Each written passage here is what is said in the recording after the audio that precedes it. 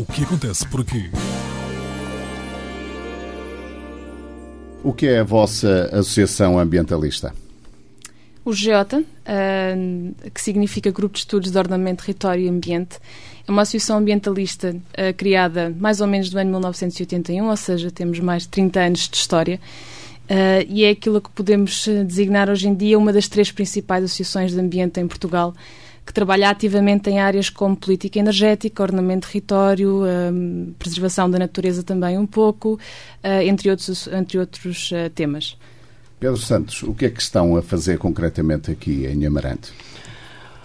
Olá, Delfim, obrigado pelo convite.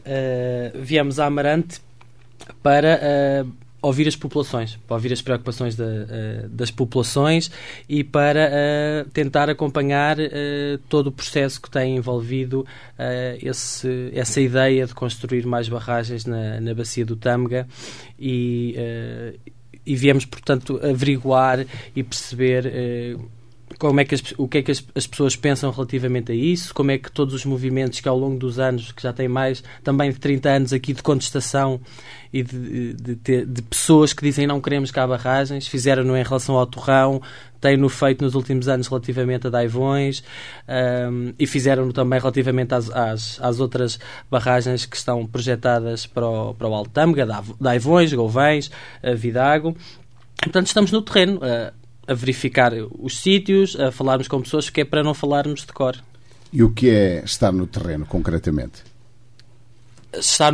É poder falar com as pessoas, falar com os movimentos que se têm gerado, poder falar com associações, poder falar com empresários, poder falar com donos de restaurantes, donos de café, e é também conhecer a zona em si, o espaço onde está, onde é que serão implementadas estas obras, conhecer o que é a sua envolvência, a importância, os impactos que provavelmente nós, de onde vimos, não temos noção sem ir aos locais. E já falaram com muita gente até esta altura? Falámos com várias pessoas, como o Delfim sabe, há um forte movimento de contestação à barragem, há diversas associações que se foram constituindo e há muitos ativistas preocupados com essa questão. Portanto, já falámos e a nossa preocupação, como disse a Ana, é ir ao terreno, é ver o rio, é ver onde é que está, é não estarmos a falar de uma realidade que naturalmente não temos a obrigação de conhecer, porque a sede do GEOTA é em Lisboa, mas que nós queremos conhecer, como fizemos também no Tua, como fizemos no Sabor. Portanto, a nossa oposição ao Plano Nacional de Barragens é uma oposição comprometida, consciente, com argumentos, e é por isso que vimos para o terreno para tentar explicar às pessoas o quão errada é esta decisão. Nas outras barragens, que tipo de trabalho vocês foram fazendo? Portanto, nos últimos, 5, 6 anos, começámos com o caso da barragem do Baixo Sabor e, posteriormente, passámos para o caso da barragem Foz do, ou seja, temos acompanhado os casos de barragens que vão sendo construídas nessa altura. E tentamos sempre ter uma análise, obviamente, também na vertente ambiental. No caso do Baixo Sabor seria a afetação dos habitats, a afetação, portanto, de zona que seria a Rede Natura 2000. E no caso Foz do, também seria a tal criação do efeito barreira de uma barragem, da destruição de uma linha ferroviária histórica, mas para além dessas vertentes e desses impactos também na paisagem, tentamos sempre compreender qual é o impacto socioeconómico, ou seja, o que é que esta barragem efetivamente vai destruir, não só aquilo que está presente nessas regiões, mas também aquilo que poderia ser. Defendemos, acima de tudo, que uma barragem não traz o desenvolvimento local sustentável, contínuo e que se possa ser, portanto, prolongado no tempo e que possa ser gerador de uma riqueza local efetiva. Como é que as pessoas olham para uma associação ambientalista? Suponho que as generalizações são sempre... Aqueles maluquinhos que gostam de fazer destas coisas, é assim. Eu não sei se nos veem tanto... Mesmo as pessoas que nos acham maluquinhos e que possam achar isso, parece-me que há uma coisa que não negarão.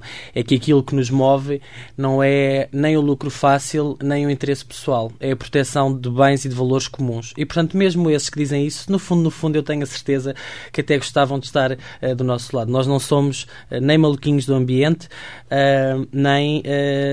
temos nenhum dogma relativamente à forma como o planeta e como os seres humanos se devem comportar e viver, não é? Nós estamos cá, precisamos de construir casas, pontes, eventualmente outras obras. O problema é a forma como o fazemos e porque é que o fazemos. E nós temos consciência e temos uma preocupação de justificar muito bem as nossas posições e de apresentar alternativas e propostas e dizer muito bem se o que queremos é energia e estamos preocupados com a questão da energia. Do nosso ponto de vista, neste caso concreto, não é construindo barragens, é apostando em medidas de eficiência energética, é apostando na energia, em poupança energética, em medidas de futuro como o solar, que de ano para ano os preços baixam, a evolução tecnológica aumenta e o futuro é o solar. Daqui a 10 anos o solar vai estar como estavam as eólicas há 20 anos e ninguém acreditava que depois tivessem a evolução que tiveram. Este Plano Nacional de Barragens é algo inevitável ou ainda pode ser construída toda a forma de pensar? Nós acreditamos, e aliás já o comprovamos ao longo dos últimos 4, 5 anos, que de facto este plano era absolutamente inevitável. Existem, como o Pedro disse, alternativas bem mais custo-eficazes e com muito menor impacto ambiental e com impacto sobre o desenvolvimento local.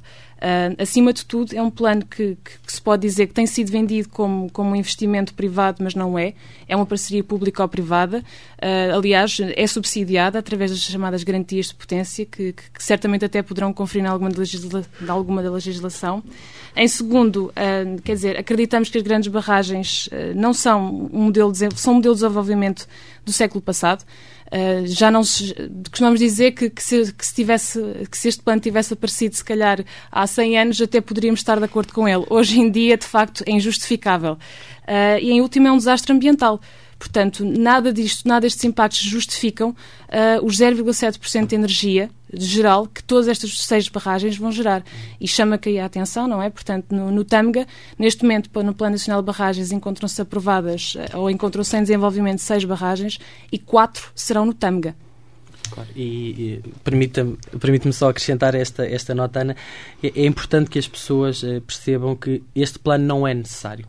De forma muito clara, não é preciso. Aquilo e a razão que anunciaram e deram às pessoas para que este plano e para que estas obras fossem feitas, portanto era a produção de energia elétrica, é falso.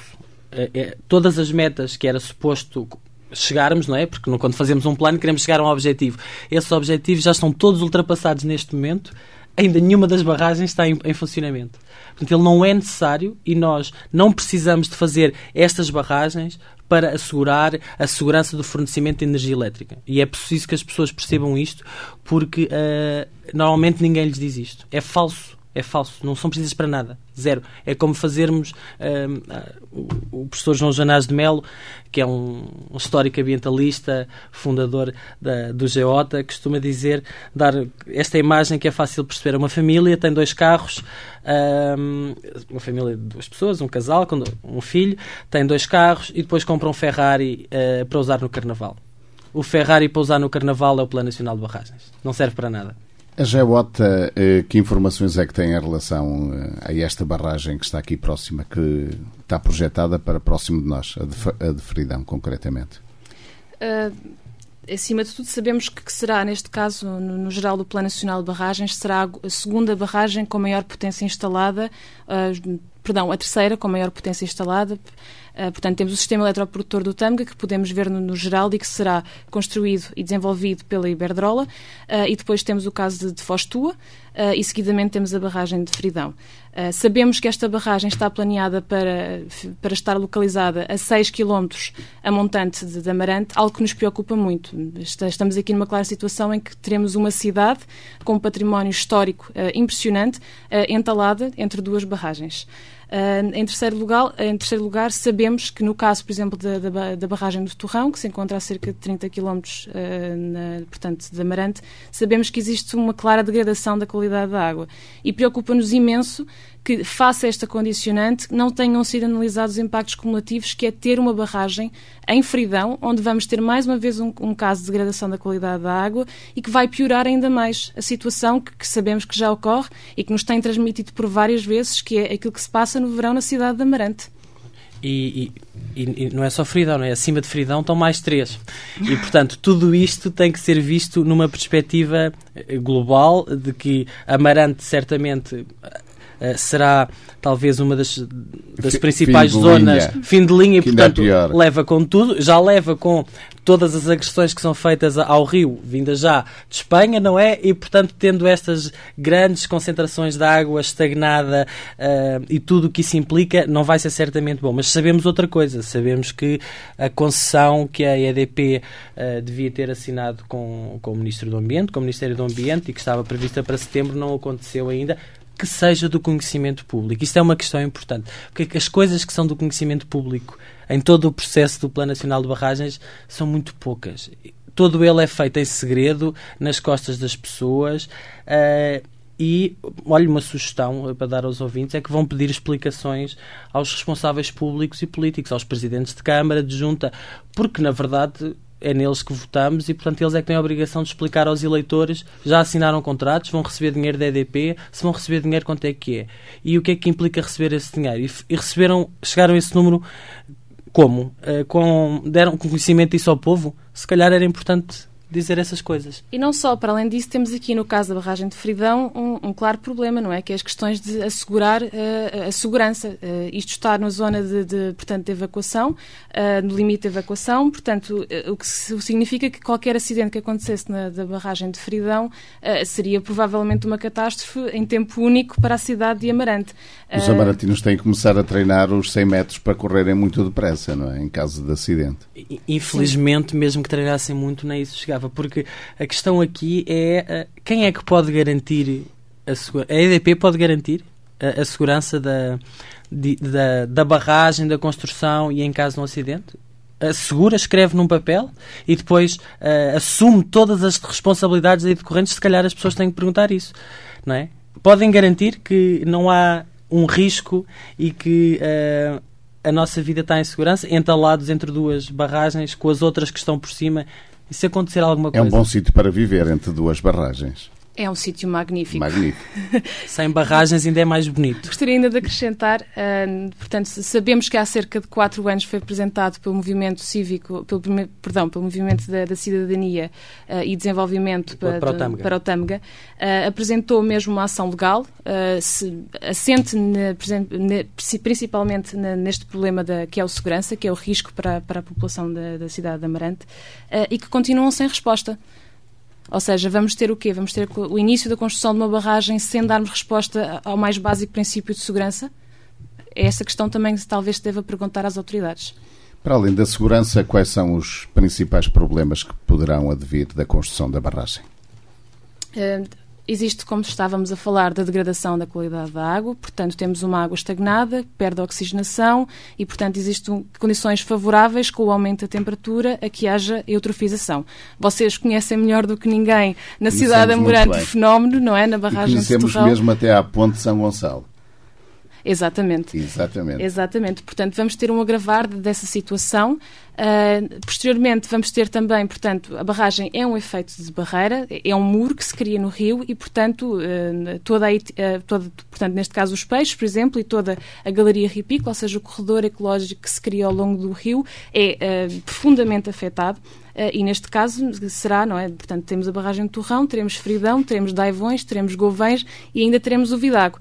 Portanto, estamos aqui literalmente a fazer de um rio uma escada com profundos impactos ambientais sobre os habitats que coexistem nesse espaço. Profundos e imprevisíveis.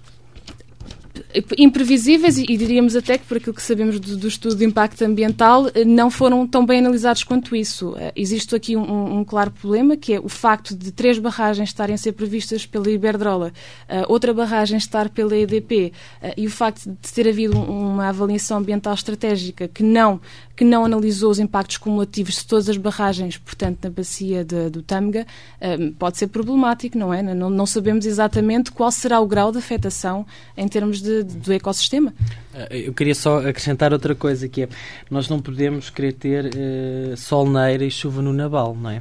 E, portanto, se calhar os hóspedes da Casa da Calçada, que muito gostam de ver o rio e que têm ganho importantíssimos prémios claramente, devido à sua localização e àquele enquadramento, não acharão muita graça a que as algas verdes cheguem à Ponte de São Gonçalo. Da mesma forma que os pescadores e todas as pessoas que gostam do rio não esperem continuar a ter sável ou enguia ou lampreia, neste rio ou noutros, estas espécies que precisam de correr o rio todo para desovar e para procriar. Portanto, as pessoas que têm terrenos agrícolas e que estavam habituadas neste rio como noutros a ter terrenos férteis, porque volta e meia vinha uma inundação e, portanto, as pessoas sabem que isso fertiliza as terras e os campos de cultivo, não esperem continuar a ter. Quando se fala de uma barragem, o que nós estamos a falar é de uma área que durante a vida toda teve múltiplos usos, não é?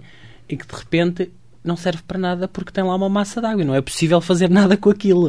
É curioso que nós estamos, há pouco Ana referi isso, estas obras são obras do século passado e de facto são aquilo que se passa neste momento em países que têm outro tipo de preocupações ambientais e que têm as questões energéticas muito ligadas à questão do ambiente e onde se pondera como é que produzimos, que consequências é que isto tem. Assiste-se ao contrário, que estão-se a desconstruir barragens, estão-se a mandar barragens abaixo, nos Estados Unidos, por exemplo, porque se percebeu que começam a ser ineficientes, não produzem, é cara a sua manutenção e porque a qualidade da água foi-se perdendo de tal forma, as consequências económicas que teve aquela barragem têm que ser o mais rapidamente revertidas. E essa reversão demora muitos anos, portanto, quanto mais depressa, de forma controlada, não são explodidas, não é? E geram postos de trabalho, que é uma coisa ótima. Quando se fala dos argumentos dos postos de trabalho que queria fazer uma barragem, falemos ao contrário. Também gera muitos postos de trabalho tirá-las de lá. Concordam com a ideia que uma barragem traz desenvolvimento? Não, as barragens não trazem de todo desenvolvimento. Aliás, existe um dado interessante que talvez não tínhamos a percepção, mas existem quase cerca de 200 grandes albufeiras no nosso país. Olhemos para muitos dos casos, vamos aos locais e tentamos perceber que, de facto, houve um boom, é certo, momentâneo, na fase de construção, mas que hoje em dia não há nada, não há aquelas previsões de grandes investimentos em hotelaria, em restauração, em recreio, em turismo. Não houve, de facto, esse desenvolvimento porque, de facto, é um modelo económico, ou seja, as pessoas procuram aquilo que é raro e procuram aquilo que é único e é isso que tem valor. E, portanto, aquilo que tem valor é um rio no seu estado natural, é um rio selvagem, é um rio livre, é um rio onde nós podemos observar a natureza, compreender como é que, portanto, todas as populações conseguem viver em consonância, em equilíbrio com o estado natural dos rios. E isso sim é um modelo de desenvolvimento local que se perpetua no tempo, que só traz mais-valias a longo prazo e que pode promover postos de trabalho de uma forma mais sustentável e a longo prazo, acima de tudo. Há outra ideia que eu queria acrescentar, que é a forma de viver o rio, não é? Amarante tem-se bem a quantidade de clubes de desportos que utilizam o rio. E esse anunciado desenvolvimento já cá devia ter chegado a Amarante, já fizeram a barragem do Torrão. Eu imagino que aquilo que vos tenham dito às populações na altura da barragem do Torrão seja exatamente o mesmo que dizem agora. Se calhar as pessoas têm que se lembrar disso e pensar, espera lá, mas nos anos 80 também nos diziam que vinha isto, vinha aquilo, e agora o que tem é uma papa verde, não é? No verão.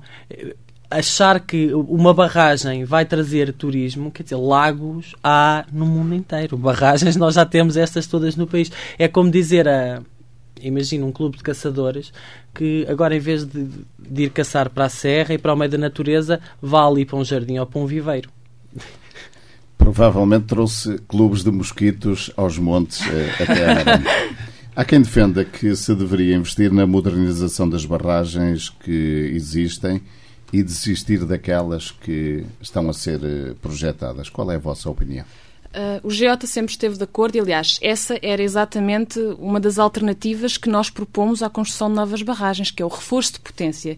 Existem atualmente sete barragens até em Portugal, no qual se encontra esta fase de reforço de potência. A Ribeira de Armida é um claro exemplo disso, em que, de facto, sabemos, por estudos que temos desenvolvido, que custa, em média, 5 vezes menos do que a construção de novas barragens e no local onde não implica nenhum impacto novo, adicional, e, portanto, parece-nos a nós que o dinheiro dos contribuintes seria muito melhor empregue em obras desse género do que em novas barragens. Claro, o mal está feito, não é? A barragem foi lá feita, o que tinha que ser destruído foi destruído, infelizmente, e, portanto, vamos aproveitar isso e esses impactos que já tivemos para o mal menor. Tínhamos dois grupos geradores, produtores, 2 turbinas, faz-se um buraco no monte, que é o que costuma fazer, falando assim de forma mais simples, põe-se mais um gerador e aquilo começa a produzir mais energia. Aliás, foi por isso que estes tais metas e objetivos do plano que referi há pouco, já foram alcançadas.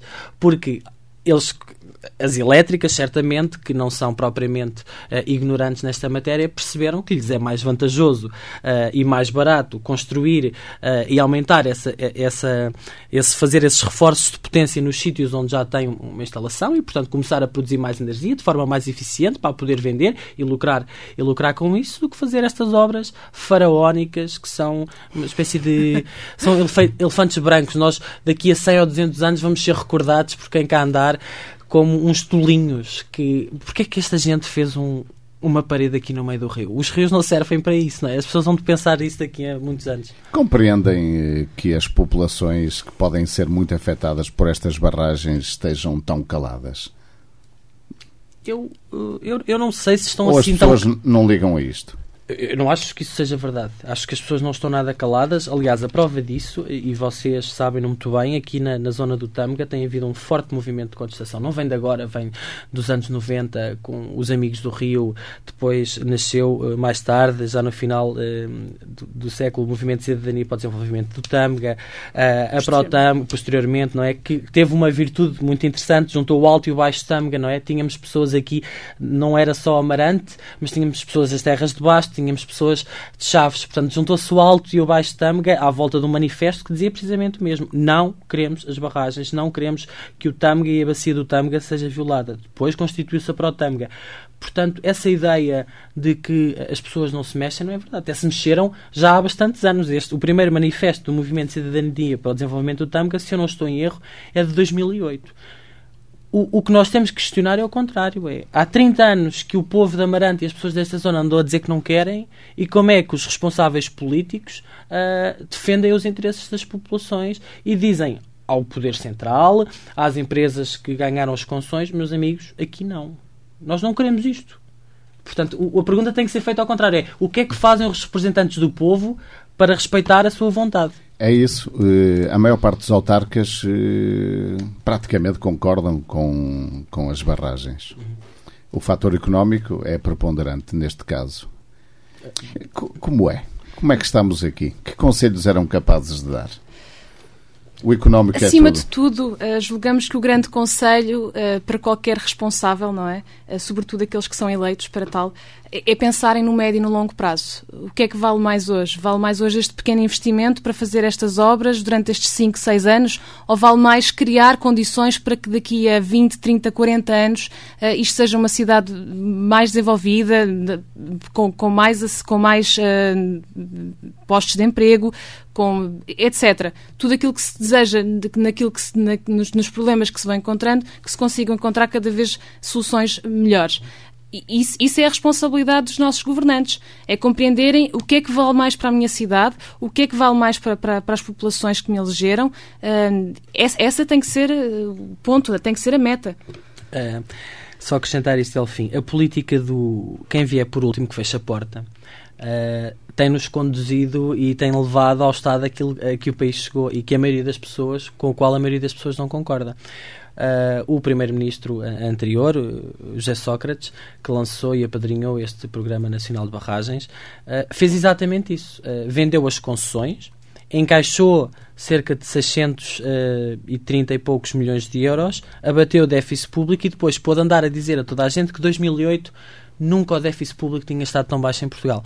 É claro que os anos passaram e nós percebemos o que é que aconteceu. Portanto, os nossos responsáveis políticos não podem simplesmente fazer de conta que estão no poder durante 4 anos e depois quem vier que fecha a porta. Um exemplo que lhe posso dar foi feito um estudo da Faculdade de Ciências e Tecnologia de Lisboa, que relativamente ao caso de Fostua, porque é outra obra importante, que demonstrava uma coisa muito simples. É mais vantajoso e é mais barato, ou melhor, com o mesmo dinheiro em que nós gastamos a criar um posto de trabalho na barragem, criamos 11 na área do turismo e do desenvolvimento sustentável. Portanto, é esta a diferença, é 1 para 11. Durante quanto tempo vão estar aqui em Amarante? Estaremos cá até ao final da semana.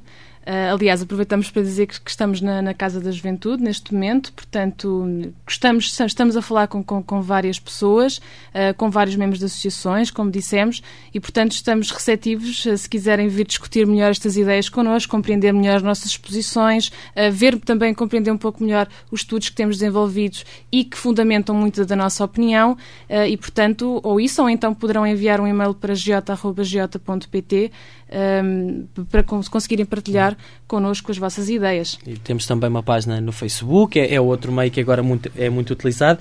E quero dizer-lhe também outra coisa, Delfim. Temos andado aqui por Amarante e gostávamos até de fazer um apelo. Ontem estávamos, se lhe posso contar este episódio, ontem estávamos a fazer um passeio na ecopista do Tâmega e vimos uma situação que nos preocupou bastante, uma ribeira que se chama Ana Ribeira de Fiães, se não estamos em erro, a Ribeira de Fiães, sofreu certamente uma descarga ilegal. Eu penso que isto é uma coisa que deve preocupar os amarantinos e as amarantinas.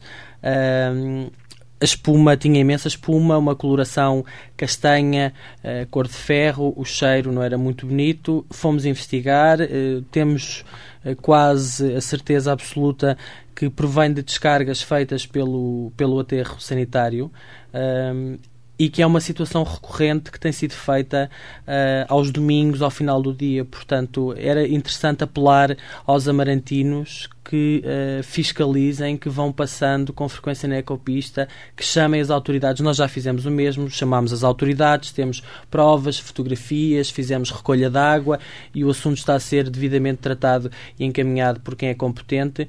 Mas eu penso que se estas imagens e as fotos e os amarantinos todos vissem aquilo, não iam gostar muito dessa situação. Portanto, é um alerta e as pessoas têm que estar muito alerta para defender o seu rio, porque a água vai passar aqui. A água vai passar aqui, as pessoas que pescam, que tomam banho, que eventualmente possam lavar alguma roupa ou usar as águas do rio para fazer alguma rega estão a levar com essa água. Com que olhos vocês também veem o aterro sanitário? Bom, um aterro é um... É um aterro. Um aterro é um aterro. Nós produzimos lixo e produzimos muito, como espécie, como ser humano, e portanto temos que arranjar forma de tratar dele, mas há regras, há leis, há diretivas comunitárias muito, muito apertadas para isso. Portanto, se há uma empresa que tem uma licença para gerir, para já, não é qualquer pessoa que pode ter um aterro, não é? É preciso ter um conhecimento, ter as licenças. Os aterros são normalmente intermunicipais ou geridos por empresas com uma responsabilidade pública. Atenção, não é? Os aterros respondem perante uma responsabilidade pública, e o que está aqui em causa é a saúde pública. É a saúde pública, é a proteção da natureza, das espécies, e, portanto, se há um aterro que não cumpre aquilo que está obrigado por lei a cumprir, e se há um aterro cujos administradores e funcionários são pagos através dos impostos que nós pagamos nas faturas da água e do lixo, nós temos que chamar à razão aquilo que está a acontecer. Não nos parece, pelos relatos que fomos recolhendo, e já falámos com várias pessoas, que seja um caso pontual ou excepcional, porque, pelos vistos, são descargas que têm acontecido repetidamente aos domingos, ao final do dia, e, portanto, alguém aqui está a querer nos atirar, não é areia, é água suja para os olhos, mas nós não aceitamos isso. Em relação à barragem, para finalizarmos, que conselho é que davam aos amarantinos? O que é que eles podem e devem fazer? O conselho que daríamos aos amarantinos é para continuarem, acima de tudo, a acreditar. Sabemos que todos, no geral, já acreditaram, que já lutaram de sua certa forma, que há também aqueles que serão a favor, claramente, mas que este debate deve continuar e que aqueles que de facto são contra devem continuar a acreditar até ao fim. A barragem, a Albufeira, a Ester estar cheia, não existe. Portanto, o impacto não está gerado, nada é completamente irreversível. Portanto, temos que continuar a acreditar, a seguir portanto, o desenvolvimento das ações legais, acima de tudo, pedir esclarecimentos às autoridades, sobretudo sobre as questões, por exemplo, da segurança e da qualidade da água, como o Pedro estava a referir. É preciso acompanhar, é preciso perceber o que é que se vai passar, é preciso perceber se as autoridades têm respostas para nos dar nesse sentido, e, sem dúvida, participar participarem ativamente, como função cívica, claro, mas participarem ativamente na defesa daquilo que é um bem vosso. Nós temos reparado que de facto, há aqui, em Amarante, uma forte ligação ao rio, mas também há um forte movimento de contestação, precisamente para o proteger. Portanto, esse debate e essa luta, entre aspas, vai ter que continuar. Pedro, a GEOTA vai continuar a acompanhar este caso de perto? Sim, o GEOTA está desde a primeira hora a acompanhar dentro das suas possibilidades, e talvez as pessoas não tenham noção, mas o GEOTA é uma associação de defesa do ambiente sem fins lucrativos. Portanto, grande parte da nossa ação e do nosso trabalho depende de voluntariado e do esforço e dedicação das pessoas que ao longo destes 30 anos têm feito aquilo que é a nossa associação hoje. Estamos atentos ao Plano Nacional de Barragens, como é evidente. Temos feito inúmeros estudos. Há um trabalho muito grande de formiguinha que é feito nos bastidores, porque todas as questões das declarações de impacto ambiental, de recursos, da legislação, que são toneladas de papel, se nós os juntássemos todos, e que exigem um conhecimento técnico profundo e que as pessoas não têm, às vezes nem têm os meios, nem sabem a que é que hão de recorrer. Nós temos feito esse trabalho para tentar demonstrar e nas instâncias onde a lei nos permite agir, atuar nos momentos certos. E nós temos feito isso. Vamos continuar a fazer. Aquilo que a Ana disse é muito importante. Quero reforçar esta ideia de que ainda não há barragem. As pessoas não se podem convencer que há uma barragem, que se forem ao terreno, como nós fomos ontem, não há nada, zero, nem um caminho aberto ainda. E, portanto, isto está Amarante e os amarantinos e a qualidade do Tâmega está em risco e em perigo no dia, e apenas no dia, em que houver um perdão completo e feito até... Porque também Foscoa se parou. E se fez lá obra, e se pôs lá betão, e se abriram buracos. O problema destas grandes barragens é no dia em que está tudo debaixo d'água. Aí é que nós não podemos fazer nada. Agora, se temos um grande muro de betão de um lado e do outro, que tem 500 metros, estragou numa margem ou na outra, e depois nós resolvemos.